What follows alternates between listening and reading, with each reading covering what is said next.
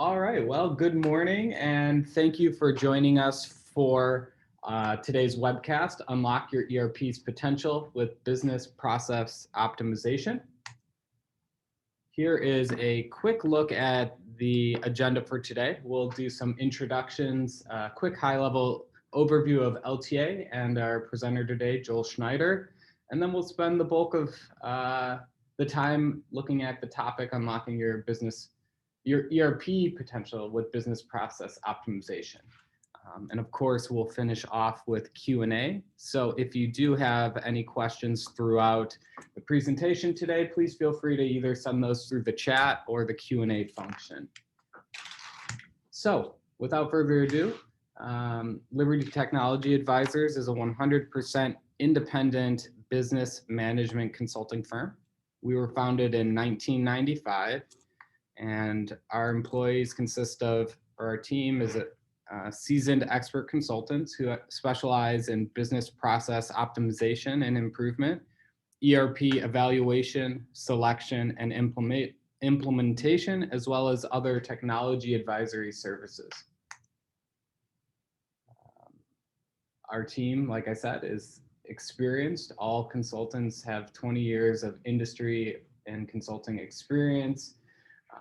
Our team members are former industry CIOs, CFOs, COOs, and former Big 4, Big 6, or Big 8 consultants and accountants. And we pride ourselves in being 100% independent, and our team is are all full-time W-2'd employees.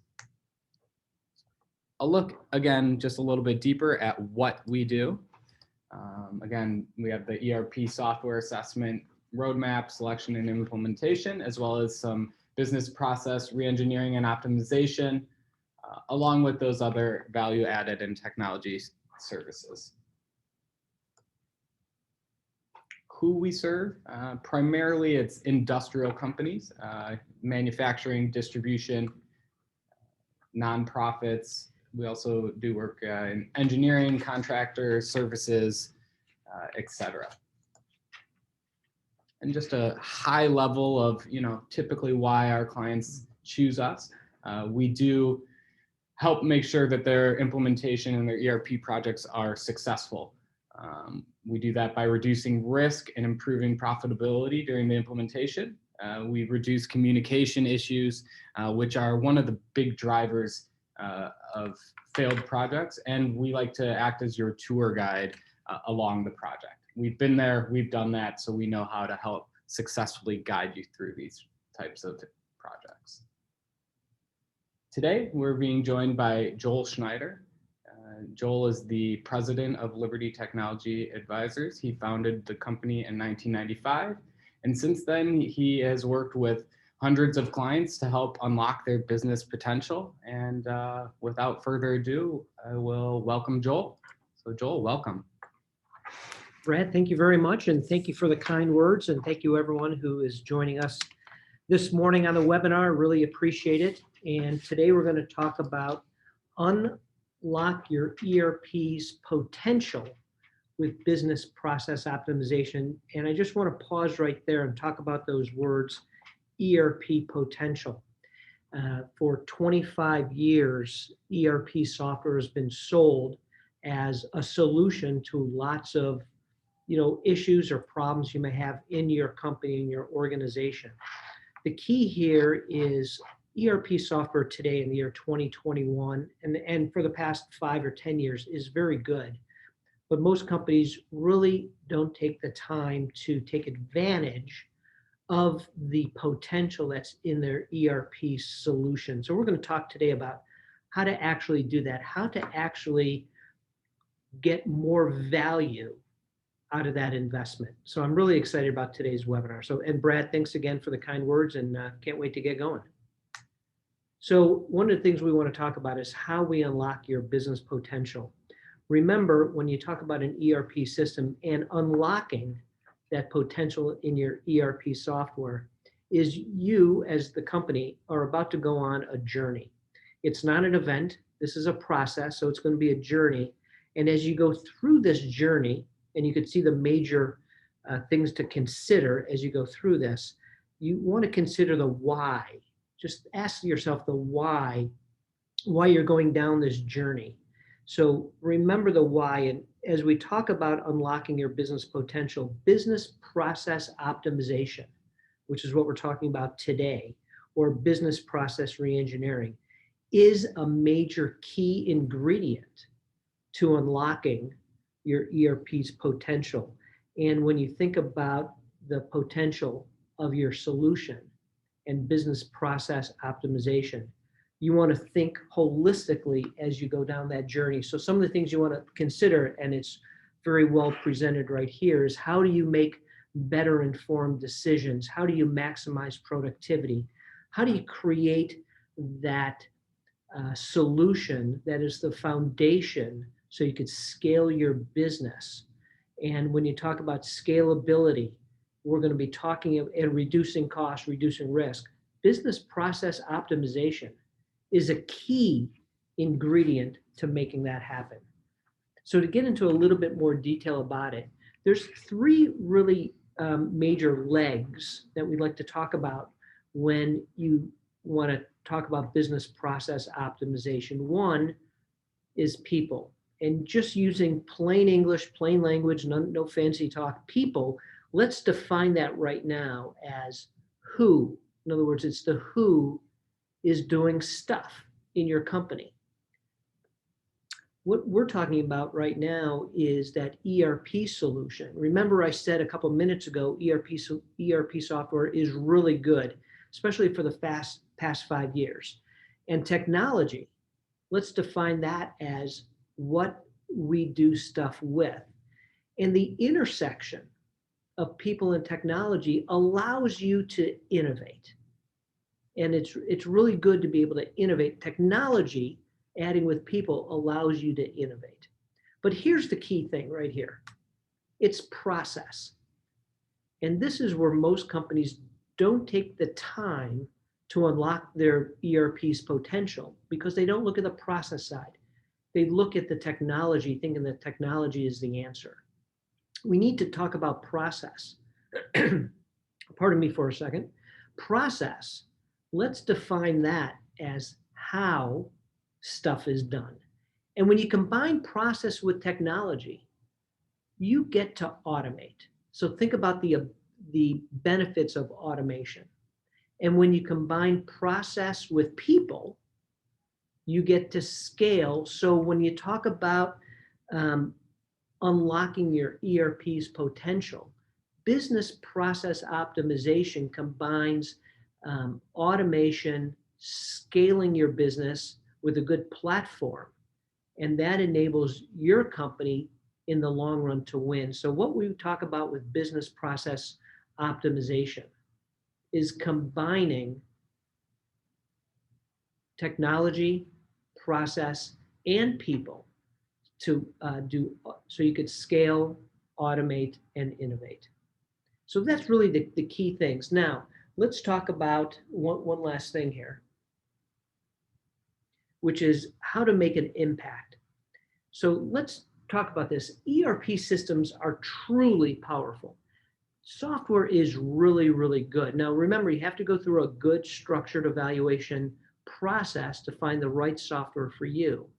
But most of them have built-in modules, some advanced logic, and even today, real-time insights and analytics. And think about the connected worker, the Internet of Things, your machines are connected. But ERP software today is like Play-Doh. For all of you that remember as a kid, you played Play-Doh. Play-Doh was very pliable, very malleable. You could shape it to whatever you wanted to do. So your objective with ERP software to unlock its potential with business process optimization is to make it your own. How do you make that Play-Doh into optimizing your organization? So the way to do that is not to get into the weeds when you start implementing software, but in essence, take a step back and look at the big picture. Don't get stuck on that treadmill spinning your gears. And the key sentence here is doing the things you've always done. Doing it the way you've always done them is not the way to unlock that ERP's potential, and business process optimization is how you do it. So take a look at your existing system or the new systems you are considering for your business and see how the ERP system's processes and workflows could enhance your business operations and improve customer experience. And remember, it's all about the customer experience. So how do you improve your business processes to improve your customer experience? And take that logical look at what you do, how you do it. And the key point about this whole slide right here is the last couple words, why you do it. And as you do business process optimization, as you ask yourself how you do things, which is, remember, process is defined by how you do things, ask yourself why. And we all know the answer to the first question of why. Why is because I've always done it that way. We all know that. So sometimes you have to ask that second why. Why do you do it that way? And typically the answer to that question is, I was always trained that way. And that's very typical. We hear that all the time. So realistically, you have to ask why you do things 3 times to get the real reason why people do things. Now, what do you do about it once you find out that why? We're going to get into that in just right here. Let's talk about how to actually achieve business process optimization. Once you've looked at that big picture and you create that detailed plan, that ERP technology roadmap, you'll then document your current state process documentation, which is how, remember that's the how you do things today. But here's the benefit. Do future state process mapping. And there's 3 things that we need to make sure we talk about here. And then embedded in that, there's a 4th, but we'll talk about it. 1 must be cross-functional. Business process and optimizing your business process to unlock your ERP's potential is not on a departmental basis. So too many organizations think future state process mapping is on a departmental basis. You don't do customer service or order entry or purchasing or procurement or shipping or receiving or accounts payable on a departmental basis. It has to be cross-functional because by definition, a process spans departments. So think about all the processes you have, and you want to get all the people in the room at the same time when you talk about business processes, because it takes into account all the different departments. Then take the system functionality into account. So that new system you're about to get, you need to think big. Remember, that's what we talk about. Think big, look at the big picture, and don't be constrained about how you do it today and how you configure that new software system to the way you do it today, because all you're going to do is spend oodles of money implementing a system with the way you do it today, and you're not going to achieve those objectives that we talked about before, which is scalability, reducing costs, reducing risks, and making better informed decisions. So remember, take that functionality into account. And remember, this is a business-led decision. And remember, I said there was a 4th thing in here. The 4th thing to remember is you want to make sure all the people are in the room at the same time that can help you with your business processes. Yes, LTA will lead your business process facilitated sessions. Yes, you will have a cross-functional team of everyone in your company in there from all departments as you go through this. And yes, it's business-led, but the key here is to make sure you also include your ERP software solution provider as part of this process, because they're going to have that deep expertise into the functionality of the software. So once again, you want to make sure everyone is involved in this process. It's really important. And then taking that first step, remember, change is for the better. Change is hard. We all know that. But remember, change is good. So even when you know the new way of doing things is better, the first step is very hard. Change is hard, but that's why you do this in a facilitated session. You map it out, you document it, and everyone's in there. And that's some of the benefits you get out of it. Now let's look at the bottom line benefits. Yes, if you go through the business process reengineering and business process optimization steps in conjunction with the implementation of the software system, that's a real key point. You want to do the business process optimization in conjunction with the implementation of your new ERP system. You will get these benefits, which is increased functionality to the software. Think about taking your software that you have where you probably use 50% of the functionality to 60%, to 70%, to 80%, and even 90%. You will then minimize outside systems, reduce errors, increase efficiencies, and improve scalability. So that's a real key point, making that functionality go from 50 to 70 to 90%. You will therefore maximize your investment in the technology you've made. You've now made not just a good decision, but an even better decision. You will have that platform ready for scalability, improve customer service and customer experience. And the other one that too many companies just leave off is you'll get more employees to buy into the process, change management, and employee retention. So when your employees, your team members are part of the process, when they're sitting in that room helping define that future state, those optimized processes, it'll be easier for them to adapt to change. They're actually creating those new procedures, and employees will stay longer because they know they're part of the process.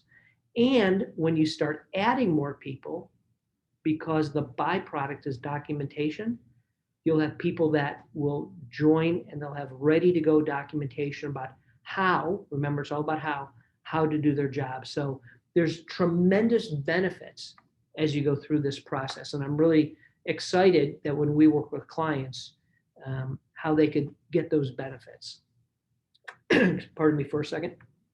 And as we talk about benefits, let's just jump into a couple real world examples about how business process optimization actually does unlock your ERP's potential so you get more value out of their investment.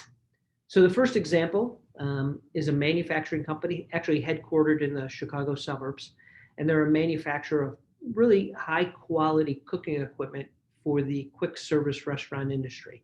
You know, every fast food restaurant that you go to, every quick service restaurant probably uses their equipment. We got called in by them with a very typical phone call saying, we have an old ERP solution. We want to hire you to help us go through the evaluation selection process for a new system. We were very excited about the opportunity. We went in there, and after our assessment, remember, for people who don't know LTA, we go through a very structured process. That first step is the assessment. We found out that their system isn't that bad. Yes, it hasn't been upgraded in a while. Yes, there's some new versions, but they were not taking advantage of the functionality in that software. And as their company has grown, and they've added new product lines, added a new manufacturing facility, and added more people, their processes did not keep up with that. So what they did initially is they blamed the software for their inefficiencies. So what we did is we did business process optimization, re-engineered their processes that led to leveraging their existing system, and they've actually grown tenfold. That's a big, bold statement, but they've actually grown tenfold. And in conjunction with that, we worked with the software vendor, their solution provider. They upgraded their software to the current release, and they increased the functionality from about 50% to 85%. So, and they did not replace their software. So they did not replace the software. They went through this optimization phase, and they've increased their business tenfold, and they increased their throughput in their manufacturing and distribution facility by 50%, and they never added a person to their team. So the benefits are truly tremendous when you go through this process. But remember what we talked about earlier, you have to take that step back. Don't take that knee-jerk reaction. You want to unlock your ERP's potential. Take that step back. And when you talked about that journey you wanted to go on for scalability, reduce cost, making better informed decisions, growing your business, don't throw the baby out with the bathwater. You may not have to. It's many times you do, but you may not have to. So that's a real life example. The other real world example is another manufacturing company of a large steel packaging equipment company. It's actually located in the city of Chicago. And they did need to replace their legacy software system. However, at the very beginning of the implementation, remember we talked about its business process optimization is in conjunction with the implementation of the system. We were able to gain a lot of benefits out of this. A reduction of multiple systems into one. They were using multiple systems, which requires multiple integrations, which requires multiple upgrades to each system, which means you need to go in and remake sure all those interfaces work. It improved customer service, and more importantly, the experience of the customer. No longer do you have to call the customer back. No longer do you have to say, "I get back to you." Boom, the information is right there at their fingertips. So they got a better customer experience, which leads to a better return on that technology investment. And management and line workers are able to make better informed decisions right away with the information that's right on their fingertips. So those are two very quick examples that we're able to show that, and these are both recent, by the way. And we'd love to talk with you and your companies about how we've been able to help you achieve similar results. Great. Thank you, Joel, for talking us through that business process optimization. I think now we're going to go ahead and open it up to the audience for any Q&A. We did have one question come in while you were presenting, so we'll start with that one. But again, anyone with questions, please submit either through the chat or the Q&A portal. So the first one we have is, realistically, how much work are you talking about for updating processes for an existing system, typically? So I don't, yeah, that's the first one there. It's a good question, because everyone wants to know how much time it's going to take and what's the investment it's going to take to do that. It'd be hard for me to say what a typical answer is, but if you look at a traditional manufacturing company, you take a look at all the departments in there. You want to go through your business processes, in a couple of ways to break that down. So you're going to look at, your typical order to cash, procure to pay, finance information.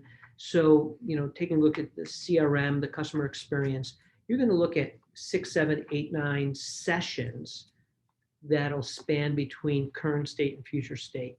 So it's a few weeks worth of work.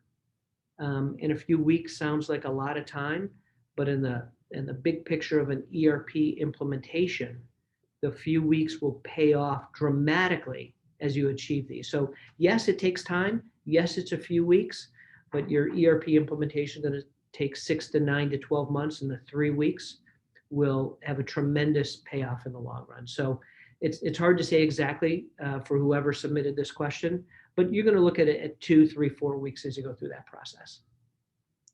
Great, thanks. We just had one come in. We just went ahead and we've already implemented our new system, but how would you suggest, you mentioned re-implementing the system. How would you suggest we go about optimizing processes if we're already done with implementation? It's a really good question, because it depends on what you mean by done. So in that first example we talked about, they were done with the implementation. They were not getting the results or the benefits out of that system that they wanted. So I'm trying to just remember that what the question was. So the question was, if you're already finished with the implementation, how do you go about getting those benefits? Yeah, thanks.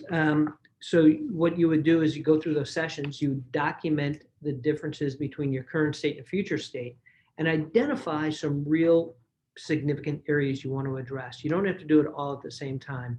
Let's say you want to do it on the customer experience side, or maybe you want to talk about how you re-engineer your business processes to talk about direct to consumer if you're a manufacturing, and what impact would that have. So those are the kind of things I would start to look at. Pick a couple of major functional areas and go from there. And that's how you could start that process, gain the benefits. And remember, it's a journey. We said that in the very beginning. This is a journey that you're on. Don't look at it as a one-time event. And the other thing that I neglected to mention before, as you go through business process optimization, the tools we use to help you go through this, we leave behind so you can continue this journey as you continue to move forward, whether it's adding another manufacturing facility, adding multiple product lines, adding a new service that you didn't do. So you want to continue to do this as a journey. Great. We got one more that came in. If you have any questions, please submit them. But knowing that it's probably not apples to apples, what's the cost comparison for going through these exercises with a new system or starting with your existing system? Well, it's going to be very similar. So the cost to go through business process optimization is going to be very similar with a new system or even with an existing system. So you remember, this is when you take the step back and look at the big picture. So the cost is going to be very similar. It's not going to be dramatically different between a new system and your existing system. The cost might be outside of the business process side. It's going to be, I have to upgrade my software, bring in the software solution provider to help with those areas and things like that. But other than that, the cost is going to be very similar. That's a great question. Great. Well, if anyone else has questions, please go ahead and submit them now, or you can see mine and Joel's contact information on the screen. We are always happy to jump on a quick phone call or exchange emails and, talk more about business process optimization, ERP, your business software, anything that's really in our wheelhouse. So it doesn't look like we have any other questions at the moment, but again, feel free to reach out to us. We appreciate you joining us this morning or afternoon, depending on where you are, for this quick webcast, and we hope you found it worth your time. And Brad, thank you very much for coordinating this. I appreciate it. And thank you to everyone that's on the webcast. Look forward to hearing from all of you. All right. Have a great